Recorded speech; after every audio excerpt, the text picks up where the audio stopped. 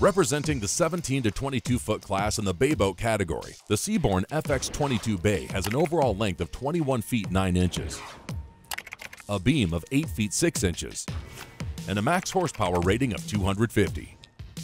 Built for running inshore waters and venturing outside of an inlet, she has a draft of 11 inches, a dead rise of 17 degrees, a dry weight of 2,000 pounds, and a fuel capacity of 52 gallons.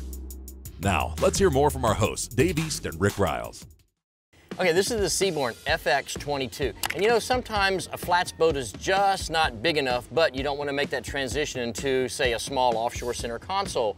This might be a good sized bay boat to start with. But one of the design features that stands out to me the most is the fact that we've got a double step in the hull. If you got a guy that wants increased performance, maybe he came out of the bass boat world, maybe he wants some speed, or he's really looking at that fuel burn, you've got a 150 horsepower outboard push in this and double steps. This boat's gonna be very, very fuel efficient. Because she's got less wetted surface when she has a double step put in. I know you appreciate the design of the double step and the running surface, but what I appreciate is having so much room up here for more than one person to fish. If you're in a tournament, you don't have to worry a bit about 2 guys or even 3 guys standing up here fishing. Well, in a 22-foot boat, this is one of the largest bow casting platforms that we've seen yet. What Born has done is they've made good use of the space underneath this huge casting deck. You've got 2 great big rod lockers on either side.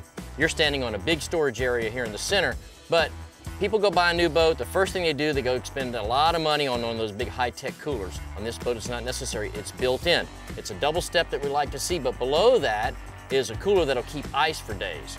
10 years ago, we never could have dreamed how long coolers really can hold ice, and this is part of those new generations of coolers. They'll hold them for as long as you'll ever need it. Really does make a big difference.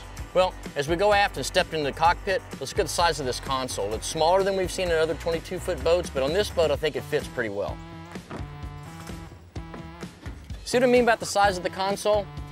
It doesn't have a lot of storage underneath it, but really they've given you so much storage at the bow, you really don't need it. What I do like is you've got a front live well on this. This boat actually has 3 live wells. So for a guy that wants to separate his bait, or he wants to move his bait around the boat, or maybe tournament fish like you were talking about earlier, it's good use of space to do that, but they've kept the console small to give you a lot of room to walk around it. It's not so much about being able to move your bait around, Dave. It's about segregating your bait. You can't put mud minnows with shrimp, or the shrimp won't have any legs at the end of the day. If you're a serious fisherman, having more than one well is a very important feature.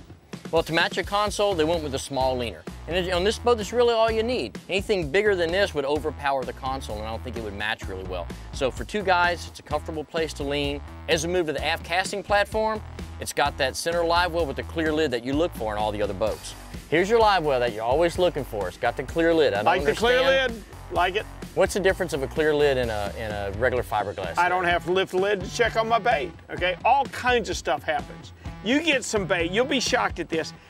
Where you catch your bait makes a difference. What kind of shape your net's in makes a difference. Some bait just lasts longer than others. I can look down there and in 1 second make sure my pump's running, make sure my bait's healthy. Nothing else on my trip matters if my bait dies.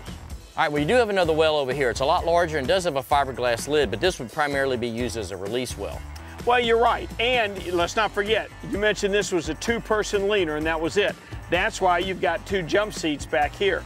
You're not going to be constricted by only 2 people going. You can fish 4 comfortably out of this boat. Well, like we keep saying, a lot of people now are bringing their families on the water. It's a great place to put the kids. It's here at the back of the boat. It's safe. They're inside the boat. This boat can go offshore on the perfect day, but it's not her mission.